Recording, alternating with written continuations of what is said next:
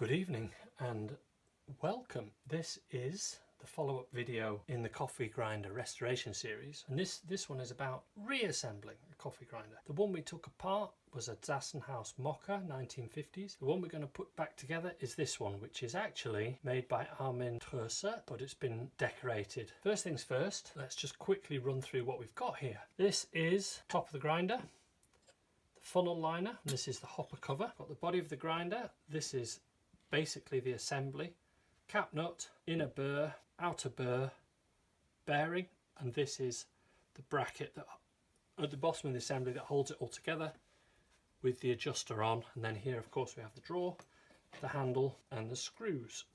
Also a few tools, screwdrivers, vice grips, little gadget, spanner. We've also got some furniture wax and some grease. So what do we do first? Basically we're going to fit the mechanism to this plate and then we put it in and screw it on and we're all done. And the first thing we're going to do is refit the hopper cover. You can see I marked an F there for front, so we know that's the front. That's the front of the hopper cover, and that's the aluminium funnel liner. Always good to see if you can line things up and put them back the same way that they went in. And in this one it's a little bit uneven, so I can see from the shadow there that it went more or less like that.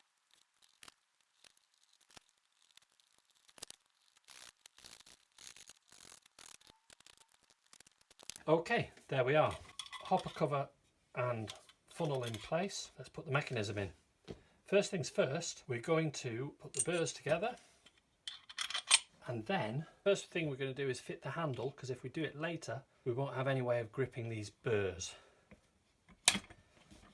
And it is fairly important that the handle is reasonably tight. And the reason is because if it's not tight, as you're grinding, you'll tighten it up, and when you tighten it up, it'll move away from the cap nut and the cap nut will get loose. So, not ridiculously tight, we don't want to strip any of the threads. Okay, so now we've got our inner and outer burr and the handle, and now we're going to fit the bracket. And at this point you can often see from the impressions which way round the outer burr was originally, and I think it was that way. This is the bearing,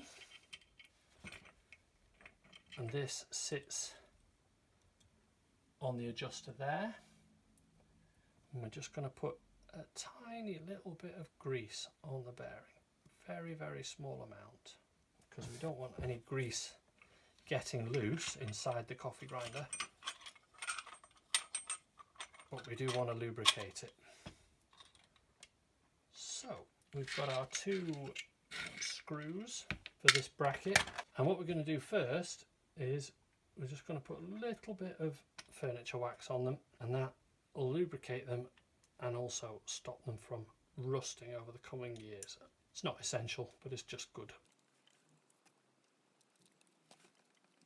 So as you can see, we've got quite a lot of movement there.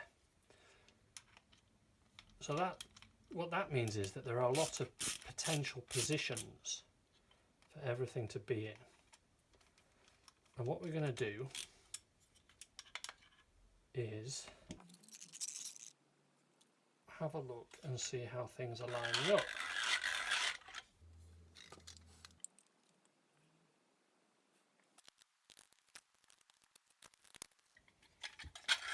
So we're going to see how it's turning and whether it seems like, basically whether it just seems like everything's reasonably well centered.